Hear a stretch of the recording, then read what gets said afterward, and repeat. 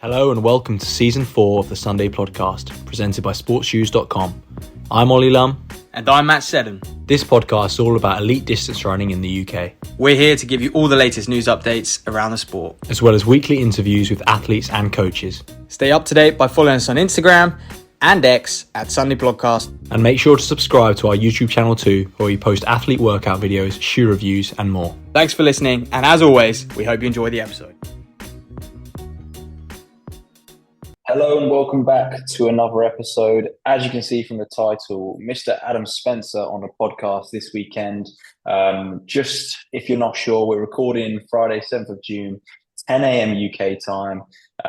This guy goes in the NCAA 1500 meter final tonight. We are banking that you're going to have an NCAA 1500 meter champion on the pod this week. So hopefully all the best to Mr. Spencer. But obviously you guys will know whether he's a champ or not. Already the Australian champ, 3:31 PB, which for a 22-year-old in the NCAA, it's ridiculous, isn't it, Matt?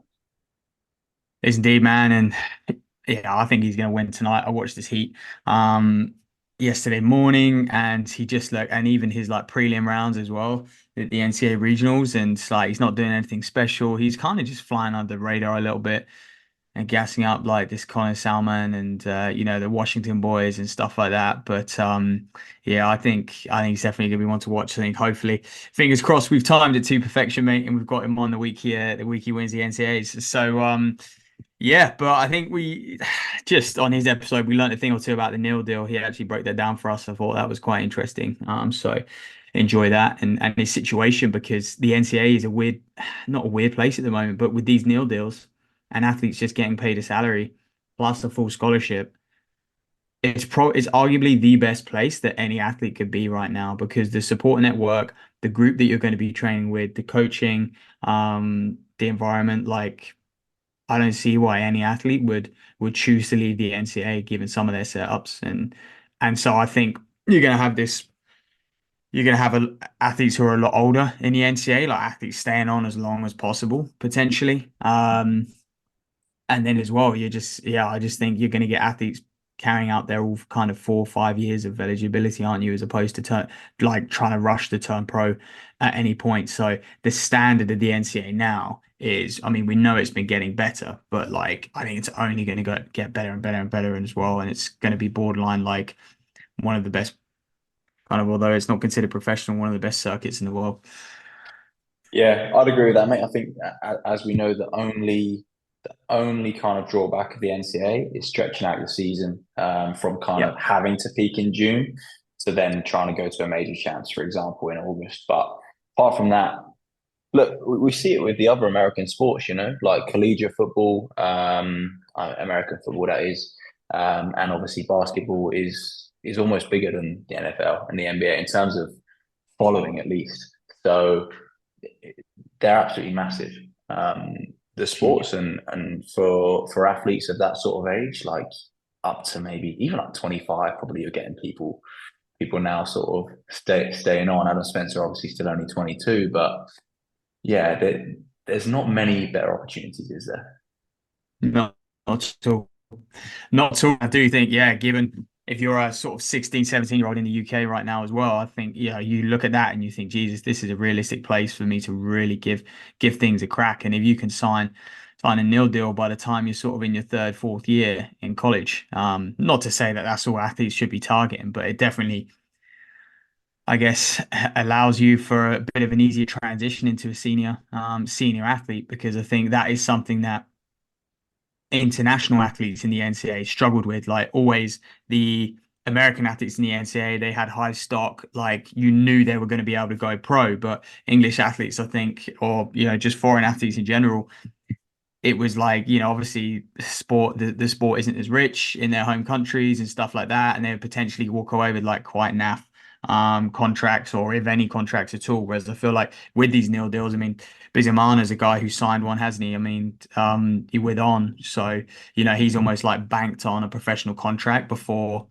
finishing college. I think that's a nice position for athletes to be in. Just takes the stress off them a little bit going into their final year and stuff. So big movements there, mate. But we'll let people enjoy the episode. and we'll let people hopefully enjoy watching it as well. I think all the NCAA races go up on YouTube pretty much the morning after. So when we wake up Saturday morning, they'll be there to watch, and same as Sunday when people are listening, they can watch the women's finals. Obviously, Euros is taking place at the moment, so we won't. It's kicking off today, so we won't talk too much about the European champs. We'll come out with a big review episode next weekend, and really break that down. And of course, then I think we start to shape up trials as well and start to talk about those Olympic spots. But the big news this week, mate, was this World Athletics Ultimate Championship. Well, yeah, that was the big news, and not much else to talk about apart from that, really. And Matt, you've already kind of voiced some of your concerns on the Instagram page, and had a few interesting discussions off the back of that. Talk about what this actually is, because I know you've done a bit more reading than I have around kind of what this champs actually potentially looks like. Well, look, there isn't even heaps of information coming out about it, you know. In short, they're just going to hold like basically a mini world champs in 2026. And from what I've read as well, you know, they make out like it's something they want to include in the off year. That off year they talk about between Worlds and Olympic Games. But then they want this championship, if I read right, is going to be taking place every 2 years. So that means this championship will be taking place on the Olympic year in 2028. So that is definitely not an off year. You've also got European championships and stuff as well. So yeah, it's a bit weird. And I'm really interested to see how it fares in sort of 2028 and how it takes off. But you know, it's a 3-day championship. They want to do short kind of 3-hour sessions. Basically, it's the Diamond League final. Those who have watched the Diamond League final in previous years, where they've done Saturday, Sunday, Zurich and Brussels, and it's been 2 hours of action each night. It is pretty much that. 8 athletes in the field events, 16 athletes in the track events. The only difference is they're going to have a semi-final for the track events. So, for example, you know, that 100 meters, there's going to be 2 heats, and then they'll just have 8 athletes in the final. They have stated as well, classic, like the marquee events will be there. I don't know what they class as the marquee events, but not all disciplines will be at this championship. So again, basically, they're doing Bank what on some relays. Oh, bank on a load of relays, yep. But they're kind of doing what they did a few years ago, where they were just slashing events from the Diamond League, and which kind of, you know, and then they kind of reversed that decision, because there was uproar. But yeah, we don't know what these events are going to be. But I question, if you're cutting events, how is this meeting going to take bloody 3 hours, 3 days of 3 hours? Like, not being funny, you shouldn't take that long, if you're only having a few events there as well.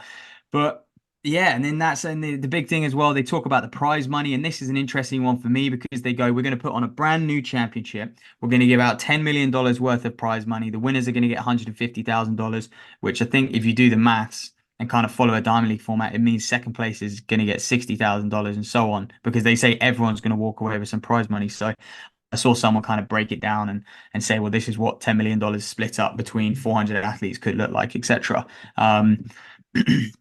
So I mean, there's that. But I was just thinking, why don't they just take that money? Because I don't know how many millions that event is going to cost to put on in general, or maybe the World Athletics profit. I don't know. But even that $10 million worth of prize money that they're going to dish out, why don't they just go, well, hold on, if we just add that to the current World Championships, instead of 80,000 for winning the World Championships, well, we can just, you know, plug a bit more money into the current World Championships and give athletes 120,000 for winning, or 150,000 for winning, or whatever sort of allowance they would have left over. So, and then just make The that. problem is, Matt, that's not going to save track and field. So what's the point? Yeah, I just feel like it's another case of like they haven't actually fixed like they say they want something which is going to bring young fans in, more engaging fans. I'm like, literally got the World Championships, like surely tweak that, make that better. So they basically saying they don't like the World Championship format, and it even comes down to athletes are going to be wearing national colors, you know, national kit instead of their individual sponsors as well. And I'm just like, well, a governing body's going to get involved. Like, what is this about? So it's just a mini world champs, and yeah, it's just all a bit odd. I don't feel it has a purpose at all, to be honest with you. Mm. Yeah, it does seem a bit weird, doesn't it? Especially like to announce it now for 2026. Like obviously that people might say, oh, that is quite a while away, but actually I think you need to announce something like that a long time before so that people can really sort of prepare. Like we know what athletes are like. They're meticulous about how they prepare over years, not just Mm. season to season. I think people need to know exactly what it is and what it's going to look like with plenty of time to go. Like I'm not being funny. You could just if they wanted to, like they're in charge of their own governing body. Like they could just have the world champs 3 years out of 4 if that's what they want to do, like proper world champs. Mm. Or if this is Mm. better, all the world champs be like this. If they're saying this is actually a superior world champs, Mm. then do that for all of them. You know, if they're saying that's Yeah. a good format, for example. Um, Well, and how's this going to fit in with the Michael Johnson track league? You know, because that's the next big thing, as we all know. When are Netflix coming in? Are they going to cover this? Who knows, mate? Who knows? I don't know. mate, I feel like I just, for me anyway, like the Olympics is still always going to be the pinnacle. And like, I just think like World Athletics need to do more to promote the Olympics. Like, I know they're not in control of it necessarily, but they do have a certain amount of influence um, over it. And they could be cashing in this year by kind of Mm. trying to attract more fans to the Olympics, like helping out the Olympic Committee or whoever it is who sorts those kind of schedules out and that sort of thing to try and have more Mm. control over it because it's still going to be the flagship event. It's all pretty political, though, isn't it? Mm, Two completely different organizations.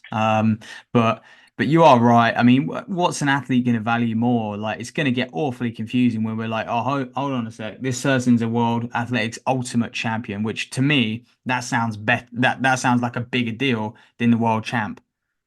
So it's just going to get a bit confusing. And then also you're going to a competition where like the person who's won the World Athletics Ultimate Championships, they've won more prize money as well. And so again, that's kind of like it's looking like that is going to be a bigger deal. What's going to be meaning more to an athlete than the world champs.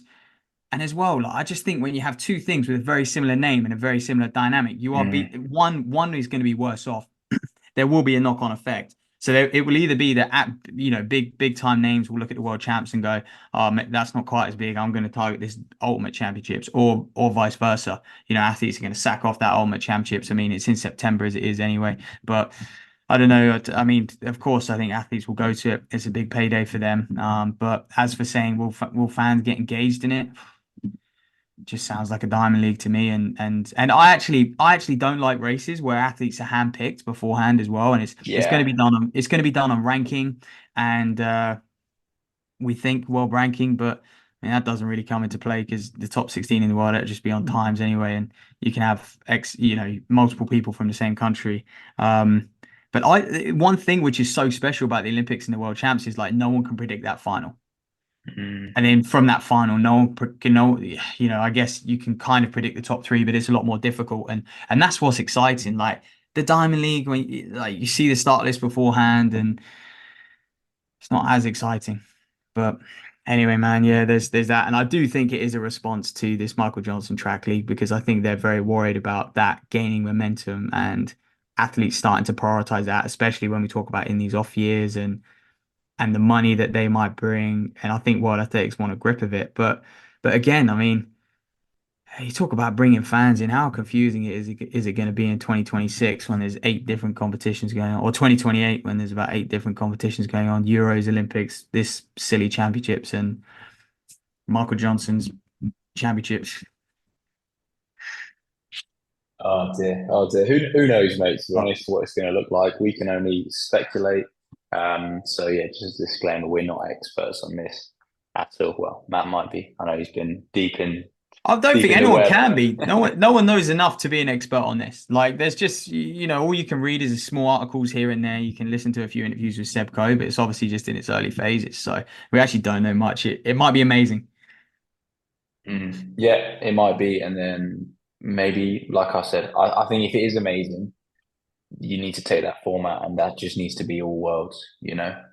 There's no point in having multiple world champs. It reminds me of what absolutely grates me about the sport in the US, where they have about 5 US championships every year for their random distances and things like that. It's bonkers. So anyway, that's pretty much it, isn't it, mate?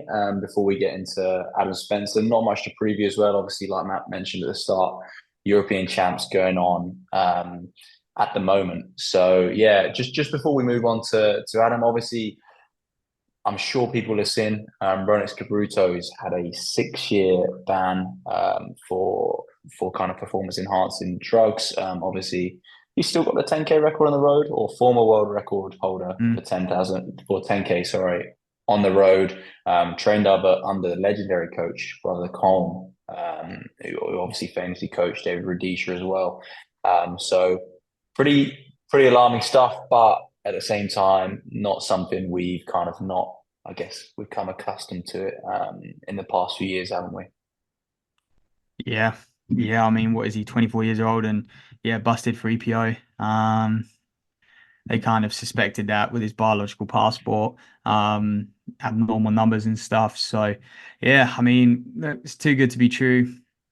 At 26:46, I think he ran on the road, something around there. And this was In in, old shoes as well. yeah, I was gonna say this is 2020, I think, in those little slipper Adidas shoes, with some OG Boost foam on them. But yeah, I mean, yeah, there you go, there you have it, and it's kind of yeah. I always think because yeah, he ran a performance like that, but he did perform sort of okay on the track and stuff, and we would see him in some road races kind of back it up, but he was not that consistent of a runner for me, and yeah, so there you have it. And it just, when he is training under someone like Brother Colm as well, like that is a bit of a shock. Um, that the coach, we can only suspect that he had no idea that Ronnie Kipruto was doing it. But there you go. That is a very, very big Kenyan name busted. Um, so it doesn't look good. No, it doesn't. But I think, yeah, We've had we some know big names busted this year, like it.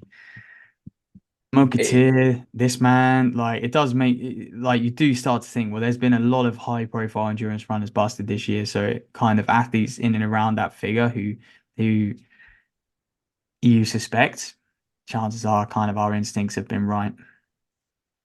That's it, isn't it? And then you've just got to look at kind of a lot of the athletes around a circuit as well, and it does make you wonder how many of these are clean because look, we talk about the performances over recent years, even over the past 5 years. Um, we're like, and I think the timing of the shoes with maybe I don't know, would it be if you were a doping athlete, would it be a good time to have a bit of an upsurge in Yeah, what you're doing, take more yeah. risks because everyone's expecting these big jumps and everyone's sort of talking about shoes and wave lights and things like that, but actually, so these performances don't look so kind of crazy. Mm, Uh, whereas, like, let's take Mokatir's case, for example.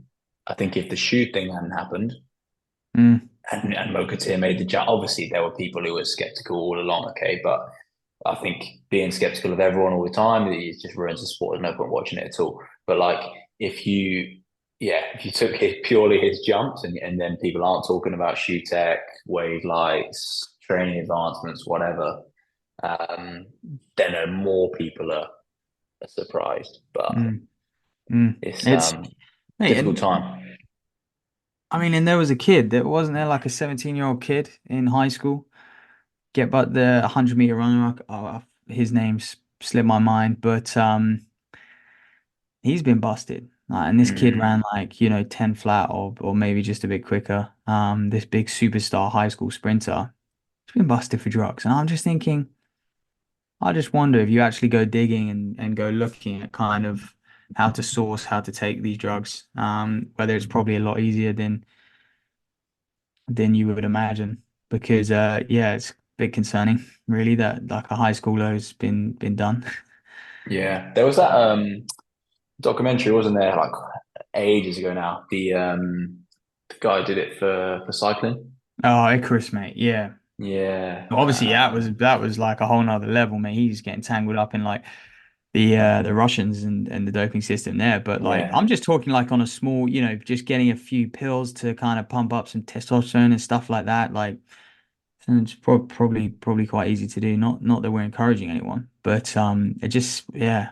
No, I I think just there's think just there's more probably risk, isn't there, doing it on a personal, like obviously the safety thing. Whereas some of these athletes clearly feel like very comfortable doing it on like an institutional level, you know. So not good, yeah. not good for the sport. Well, yeah, it's not good for the sport that we're seeing so many high profile, but they are catching some of them. And I know people will always say, yeah, but they're not catching enough. Like there's always more to be caught, but like at least they are catching some, and people are getting like a proper ban. Like obviously, I think me and you have said before, we've always said like should be for life, but 6 years at least is a pretty hefty chunk. Whereas sometimes we see kind of your 1, 2, 3, 4 years, for example, where you're sort of like, well, I mean, if they're allowed to just go and train on those off years and come back, then it's not really done much, have Yeah. you?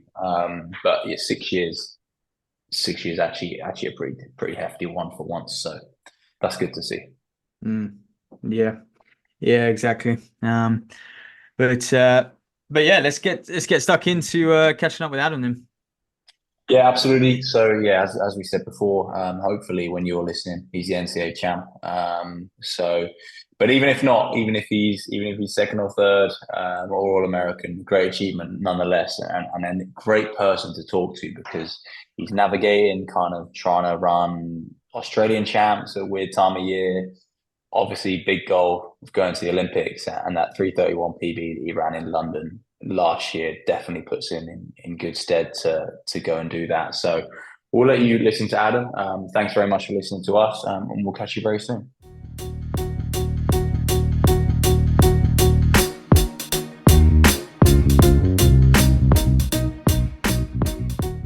Okay, first off, Adam, just welcome to the podcast, mate.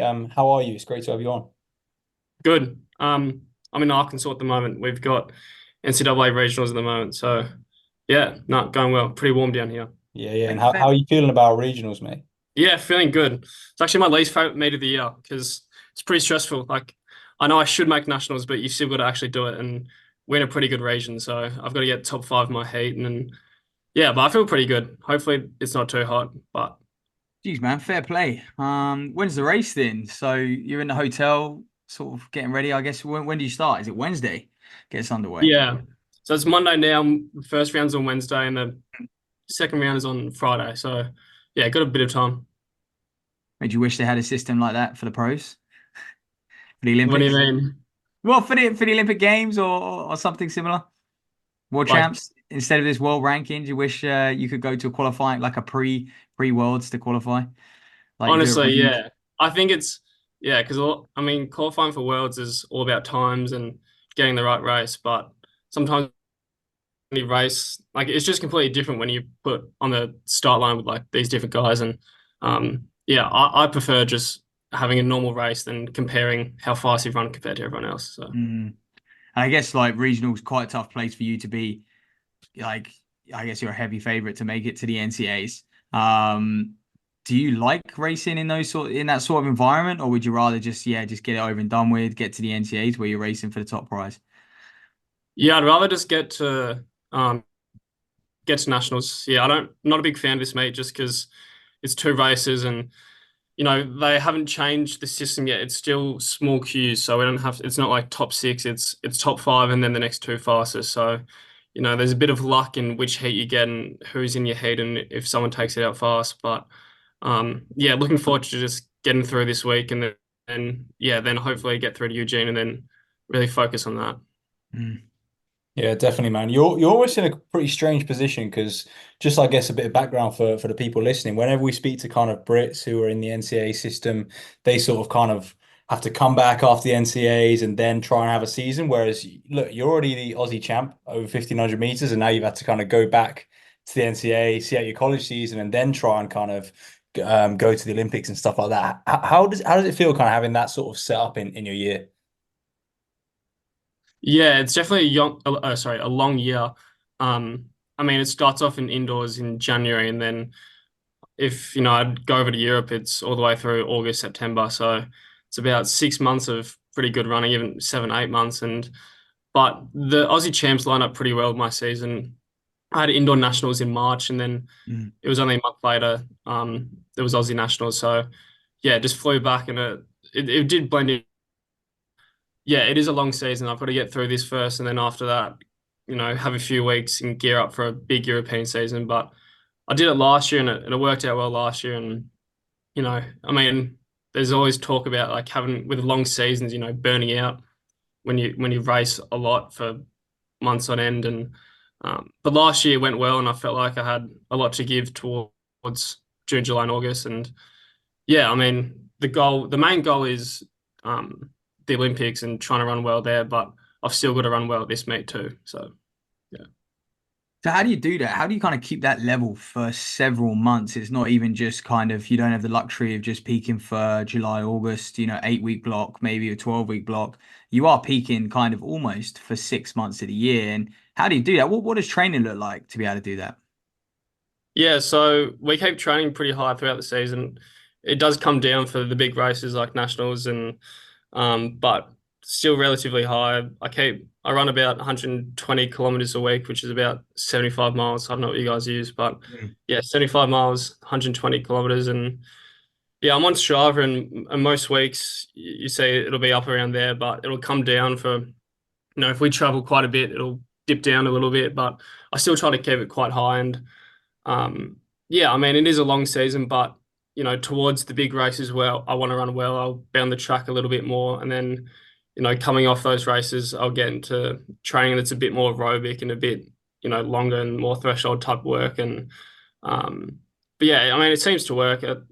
Some people really taper for these big events, but I still keep my mileage pretty high for those races, and I think that sort of helps you like carry through the season. I was going to say, do you have a period, guessing that cross season for you, where the mileage is higher, or do you just kind of keep it steady all year and touch base with that 1500 work all year as well?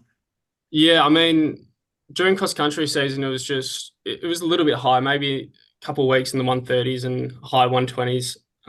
So about 80 miles a week, but not significantly higher. But I can just, during cross country, I can do 80-mile weeks for 8 weeks in a row. But during track season, when you have those big races, you got to come down a little bit. So yeah, I'm not really a guy who does massive miles in the fall or anything during that cross country season, but it's still pretty high. And the workouts are a bit different. Like the sessions in cross country will be a lot longer. We'll do like 8-mile tempos and stuff like that, but not really doing that much volume this time of year.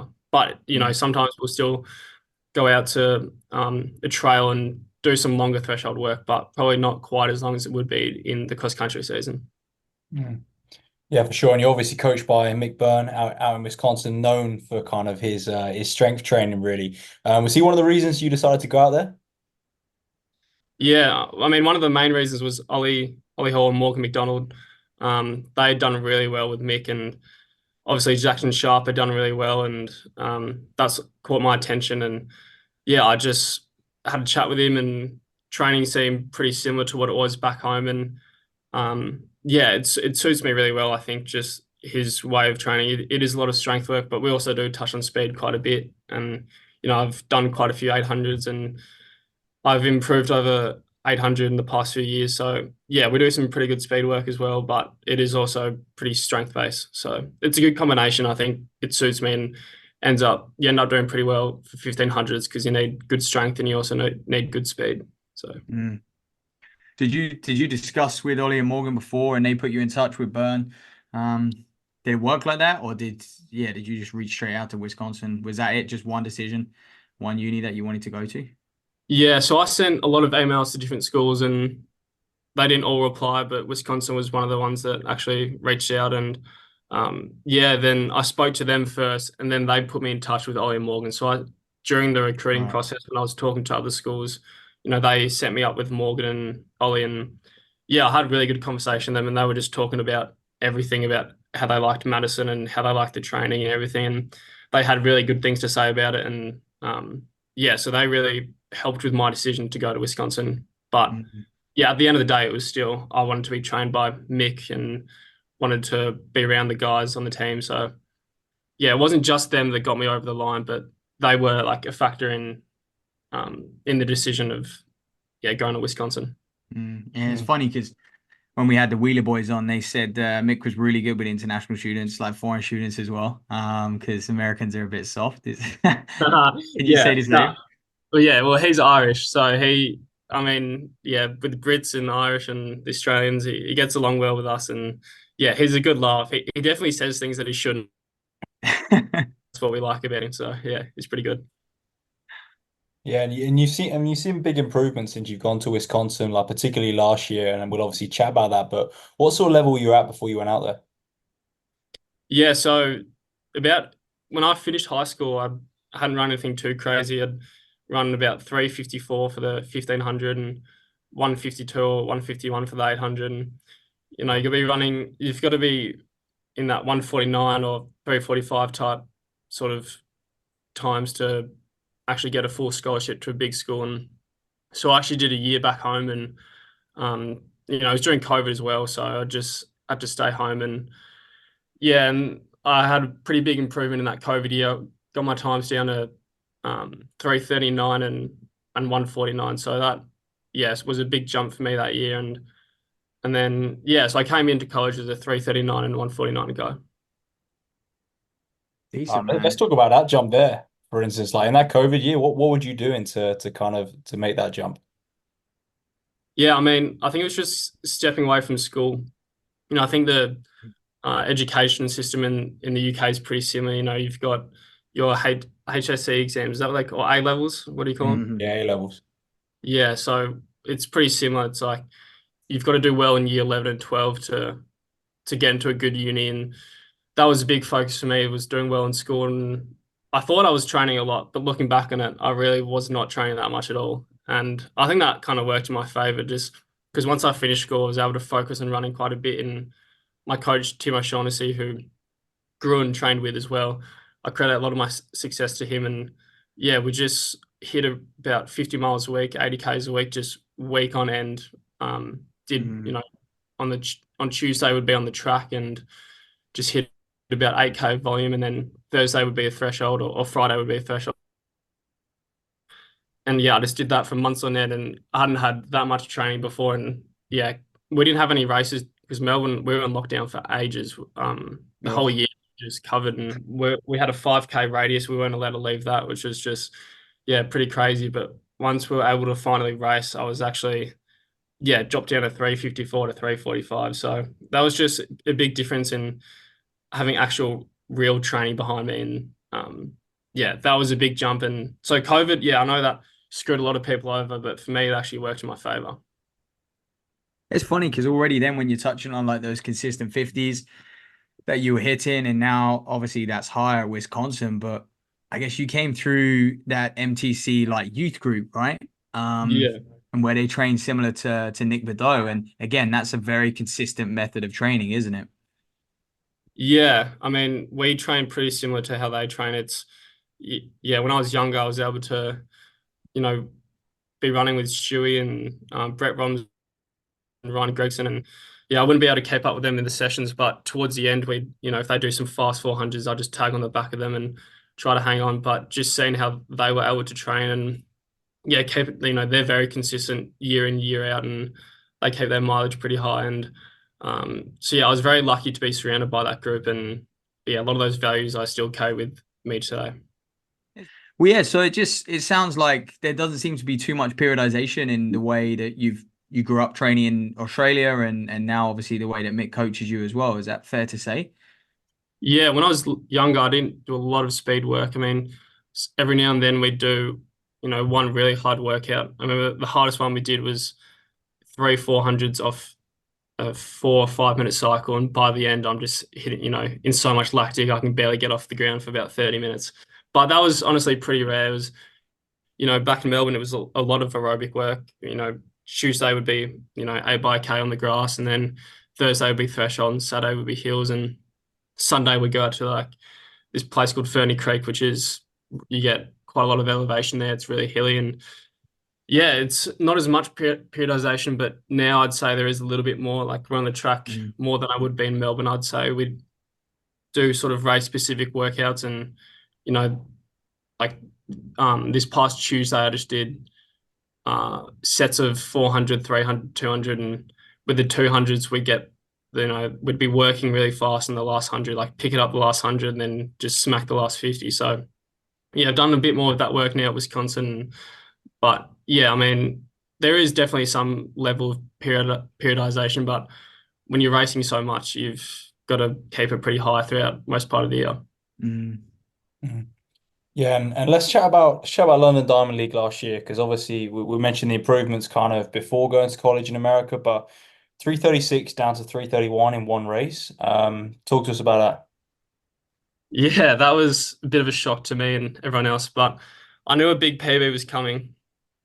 I didn't think it was going to be that big though, so I'd run 336 in Finland a few weeks before, and yeah, I'd just come off the plane. I was supposed to get to Europe about a week before that race, but I was leaving the 4th of July weekend, so there were and there was bushfires as well, so my plane was cancelled, and ended up getting to Finland. I got to the UK a day before I was going to Finland, and so about 2 days before the race, I arrived in Europe, and so I was a little bit jet lag, and it was a bit windy that day, and I just knew it wasn't perfect conditions, but I'd still run 336. So I knew I had a 334 in me, but that Diamond League race, when you just tag on the back and you don't even look at the clock, you just sort of hang in with those guys for as long as you can. And I remember I crossed the line and looked up at the scoreboard, and I didn't think, I thought I'd run the world standard, which was 334 at the time, I think, but I didn't think I'd run through it. And yeah, that was a big surprise. But I mean, I want to be able to back it up again because I've only done it once. But hopefully I'll get another opportunity to be in a fast race this year and yeah, run something similar. But yeah, that was a massive jump, but yeah, it didn't feel like a 331, that's for sure. Did it not? You didn't, like, during the race and stuff, you didn't even feel like you were going that fast? No, I actually went out pretty slow. My first 800 was about 155, so I knew didn't think I was going to be running 331, and I think I went through the bell in about 237. So in my head, I was like, all right, if I close into 57, I'll run 334. And I was obviously pretty tired after the race, but just, yeah, I didn't think it was a 331, that's for sure. Man, it's funny how the sport works, isn't it? Because there's been, various articles which have documented, you got the call up, what, the night before? Is that true? Who gave you a call to say you're in the London Diamond League, and why as well? How did you get in there so late? Yeah, so Nick Byrne, who's the agent and coach of MTC, I've known him for years, and he was helping me set up a European season. He said, hey, Diamond League's on the cards, you might be able to run in London. And I said, oh, that's pretty cool, but he said, it's a long shot, like, be patient. I can't guarantee I'll get you in. And the start list came out on, I think, a few days before on the Wednesday, and I think the race was on Sunday, and my name wasn't on it. And it's like, all right, well, I've got to go run this British Milers Club in Tooting instead. And I was pretty disappointed because I had my hopes up and I was pretty excited. And then yeah, literally the day before at 5:30, I was just with my girlfriend. We're in London. Went to Buckingham Palace. We were in Leicester Square at the time, I think. And I got a call from Nick, and he's like, "Yeah, you're in the London Diamond League race. Like, do you want to have a run?" And yeah, I mean, walking around London the day before, and I did a hard session 2 days before the race, and I thought, oh, it's not ideal preparation, but this may be the only time I can actually get into this sort of race. So I said, all right, let's go do it. So I think I was drinking tea, and I had to stop that and go to get an Uber to the stadium and stay at the hotel. And yeah, I hadn't run that day. I was planning to take a day off, and I had to go for a jog and do some strides, like a little pre-meet, and then yeah, it happened very fast. But yeah, I only got the call up the night before, which was pretty hectic. Jesus, has that taught you to be like really relaxed going into races now? Like, surely that gives you a lot of confidence if things aren't going your way, and like you said, you have a rough travel or you just feel a bit knackered. Like, you just don't have to stress. Yeah, I mean, it taught me that you don't have to have the perfect, you know, pre-race superstitions, or you don't have, not everything has to go right. I mean, yeah, I was walking around quite a bit the day before, and usually the day before race, I would just sit in the hotel for the most part of the day. So yeah, nothing. Your preparation doesn't have to be perfect, but I think it helped my mindset as well. It's like, well, if it doesn't go well, you haven't had the best lead up Mm. into this, but you got to take a crack and seize the opportunity. So yeah, it worked out well, and yeah, learned a lot about preparing for meets, and yeah, not everything has to go all your way. Mm. Yeah, it's interesting because like obviously we mentioned earlier kind of the unique circumstances of the NCAA, but back in the day, if people were running those sorts of times, they'd perhaps consider kind of exiting college and just going pro straight away. Is that something that you considered at all? But obviously with things like nil deals that we want to speak to you about as well, is that kind of changing, you think, in the NCAA? Yeah, I think the NIL deals really sort of bridge that gap. Yeah, if you're running 331 a few years ago, you'd probably just be going pro and focusing on worlds. But yeah, I've got a NIL deal with Nike, and that allows me to represent them and get some money as well, while I can still stay in college. And Mm. I was thinking about going pro just because what's the point of running NCAAs when you're trying to fully prepare for worlds and the Olympics? But I think going through the NCAA system actually helps me prepare for those races. I think just having that experience, and I still didn't win the indoor mile, and might not even win the outdoor title. It'll be a tough one to win, but it's good preparation, and I still get to train with Mick and live in Madison, Wisconsin, and finish off my degree. So yeah, NIL has been really good, and it's allowed me to stay in college for a bit longer. And Mm. yeah, I'll probably do another year still after this, but we'll see how the summer is. But at this rate, I'll probably still stay in college for another year or so. Oh wow. Yeah, man, that NCAA mile was a scrappy one as well, wasn't it, for you? But yeah, these nil deals, they are interesting. You've obviously signed one now as well. Like, are you actually like profiting from it? Which is kind of what they were made for, wasn't it? So you can actually pocket if someone uses your photo or I don't know, anything like that, right? Do you want to just explain it a little bit more and explain actually how you benefit from it? Yeah. So it's similar to a pro deal, but so I do earn like a set income and like salary, and but I can't have any bonuses. So a professional contract, you can have if you run the national record or win a diamond league or win worlds or whatever it is, you can get bonuses, but with NIL deals you can't. You've got to have a set salary, and it becomes even more tricky because I'm an international student. So my US visa, I can't actually earn any money. So the Nike deal has to go through my Australian bank account, and I can't actually post anything while I'm in the US. So I can't post, photos with Nike and tag them when I'm in the US, because technically that means you're earning money, which violates your student visa, which is all a bit stupid because you're going to be doing the same thing in Australia. But yeah, that's in essence how it works. Well, that's really weird. I thought it was like you just got bonuses if someone uses your images and stuff like that. But are actually on like a salary then. So and I guess is this Nike's way of kind of grabbing you? So and it's a cool position for you to be in because it's basically a safety net that when you do graduate college. I mean, what happens there? Like, does the contract get evaluated the minute you graduate? Yeah, so I don't know how much detail I can go into, but I'm pretty sure I can say this stuff. So once you graduate, once I graduate, or once I finish my eligibility, the contract ends, but they still have the first right of refusal, which means if any other company were to offer a deal, they have the right to match that, and then I have to go with them. So I think that's sort of the main reason why they're getting in the athlete stores, is just to have that first right of refusal. And but yeah, it does finish once you either graduate or you just say, I'm done with college, I want to go pro. So Mm. it is a different contract. once I hopefully eventually go professional. Mm-hmm. This obviously was something that I think it would have come in like while you were at uni. So obviously before you went to college, these weren't a thing. Is it something that you saw as a big improvement? Sorry, what was that? NIL, do you mean? I was just thinking like in terms of the timing, I'm pretty sure they're not that old, are they? So like you weren't at college when kind of NIL deals became a thing.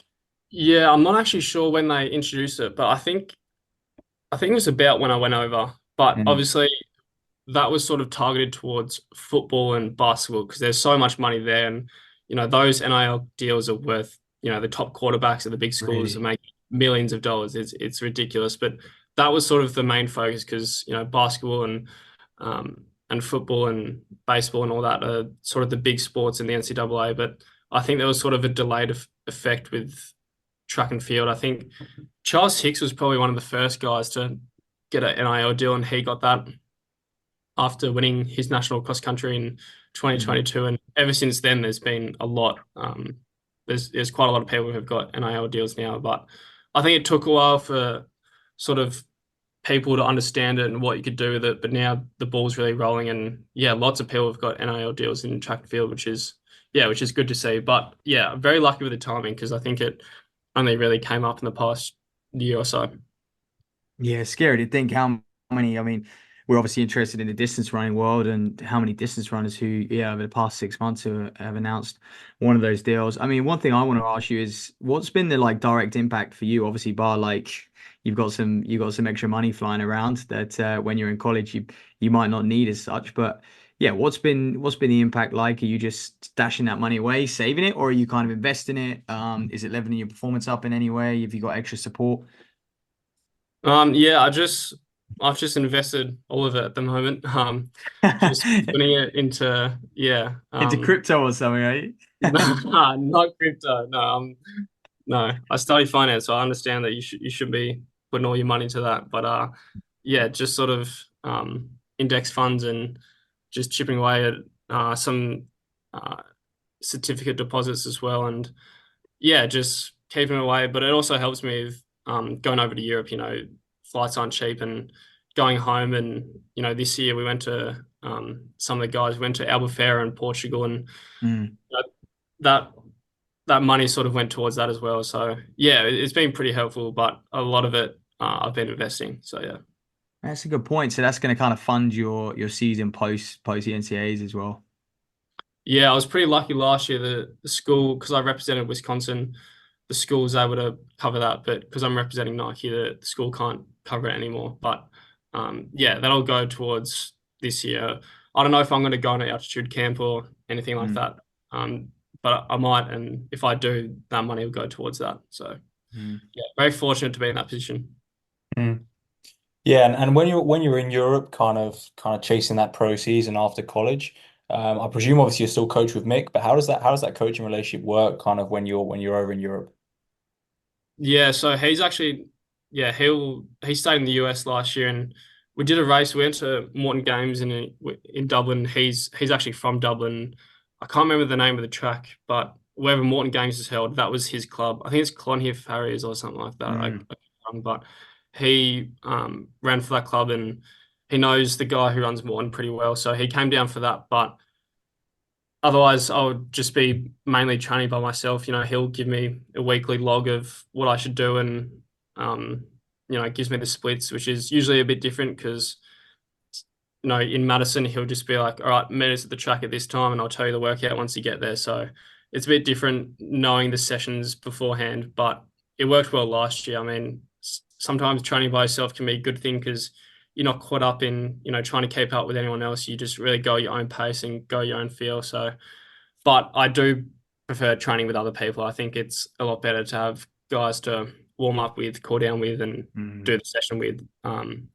But I went to we had before Budapest we had a training camp in Montpellier, the south of France, and I was able to train with some guys there. But still, with mixed stuff, it's pretty unique. So I tried to mix and match with other guys, but I was still doing quite a bit of training on my own. But I had for the easy runs and the warm ups, I had people to with, so that was nice. Mm. Yeah, and I just want to talk about Obviously, the NCAAs is coming up. No doubt you want to go for the win there, but just clarify that Australian selection policy for us because when you won the Australian Championships, and obviously you got the standard from the previous year, um, I was like, oh right, that's the Aussie team selected. Then you read a little bit more into it because I was like, oh, someone like McSwain's gonna miss out and Cam Myers, but yeah, you read more into it. It's just down to selectors, right? Yeah, it's a tricky one. So there's basically two waves of selection. There's one right after nationals, and then there's one at the end of the period in the first week of July once, the selection period's over. So to be eligible for the first wave, I think there's three criteria. You had to finish top two at nationals. Mm. You had to have the time before or at nationals, like the Olympic standard. And then you had to compete at a domestic race. So that was, the Sydney Track Classic or the Camp Albie Thomas Mile. So that was one of the things I hadn't done. But even I actually emailed the selectors beforehand and I said, because I was tossing up whether it was going to be worth it to come back early for the Sydney Track Classic or, do a race there so I can tick that box. But they said, even if you come back and go run in Sydney and, you win and you have the time, we can't guarantee selection. So yeah, that's why I didn't go back and do that. But so I essentially knew I wasn't going to be picked just because I hadn't fulfilled that domestic race criteria. But they also said that even if I did do that, it wouldn't be a guarantee. I mean, it's a tricky one because lots of people are saying I should be picked, but at the same time, April's pretty early in the year. There's a lot can happen between April and August. With you guys, you have your nationals in June, right? So that's a bit closer. People are in form then, but it is a tricky one. But yeah, if I keep form and run well, and I should be okay. But I guess I'll find out in July. Mm. Does that make nationals a little bit not pointless because you're still the Australian national champion now, but yeah, you would prefer to kind of have more riding on it?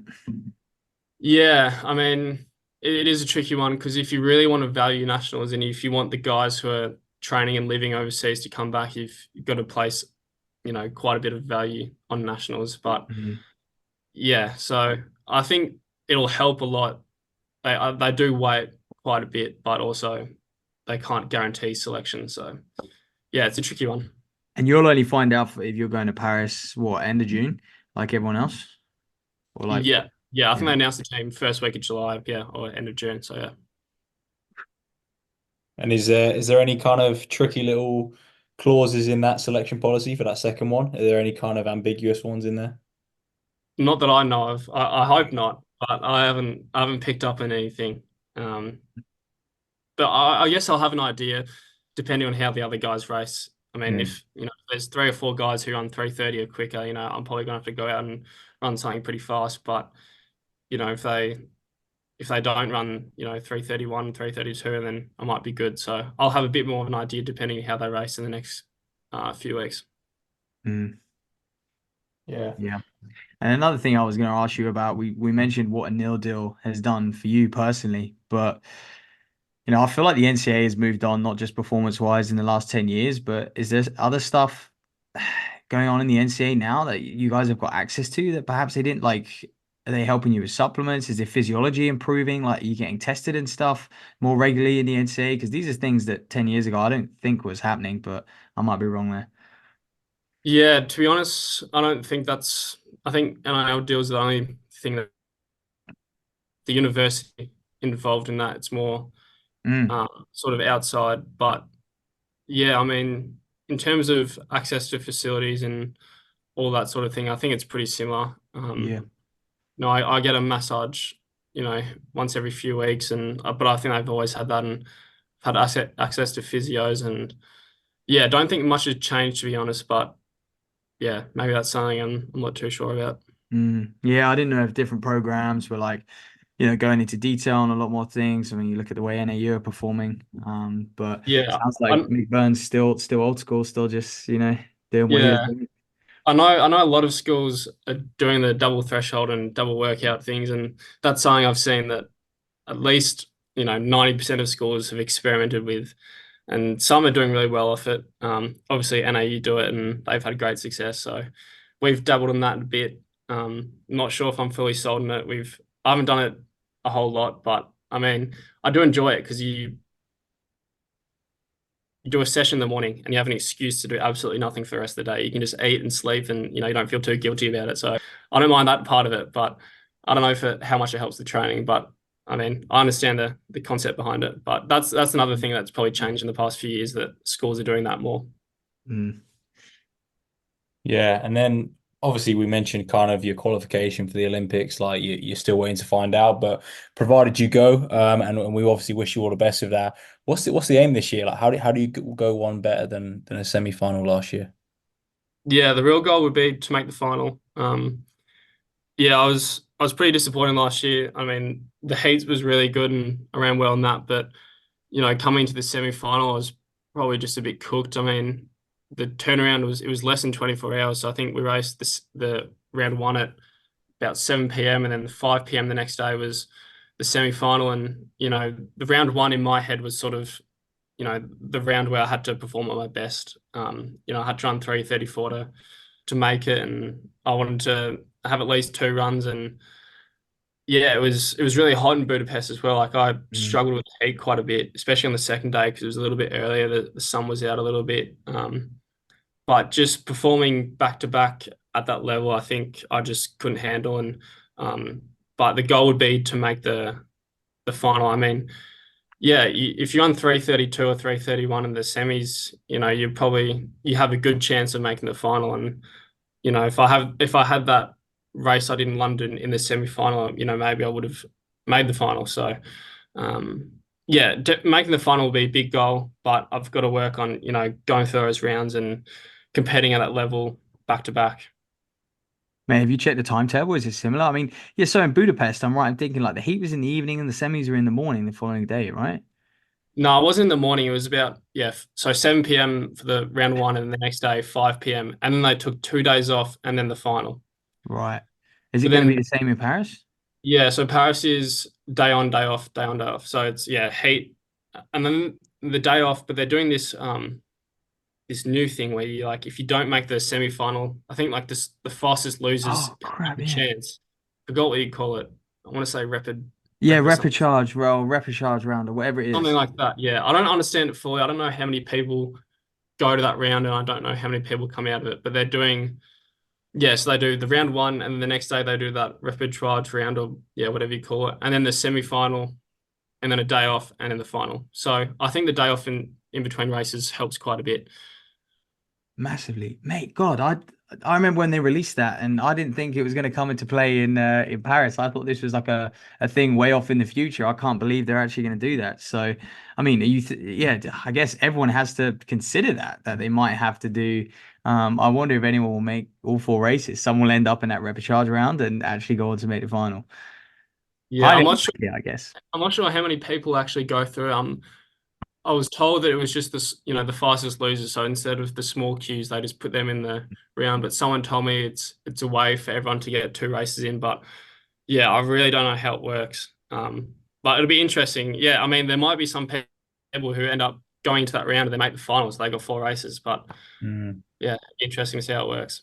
I guess it stops people like falling over and getting put through to semis and finals now. That tactic's out the window, so they'll have to race Yeah, again. yeah.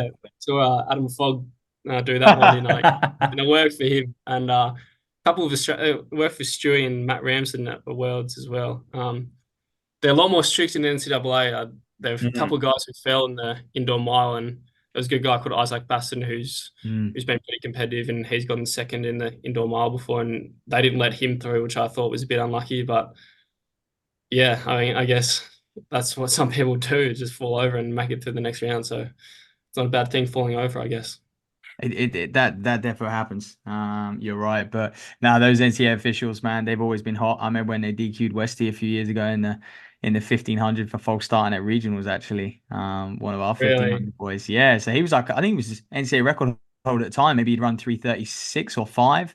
And he was at Oregon, and yeah, he folks started at regionals, and they just DQ'd him straight away. Like it's one of those ones where you just get a bit nervous, you know. Well, lucky that I false started at outdoors last year I ended up getting third, and I don't know if I was a bit shaky on the line. My foot definitely went over, but yeah, lucky I didn't get the score like that. Yeah, Mick would have killed me for that one. Yeah, I'm sure. Well, anyway, Adam, it's been great to chat to you, mate. And we wish you all the best for regionals this weekend, and then of course the rest of the season as well. I appreciate it. Thank you guys for having me.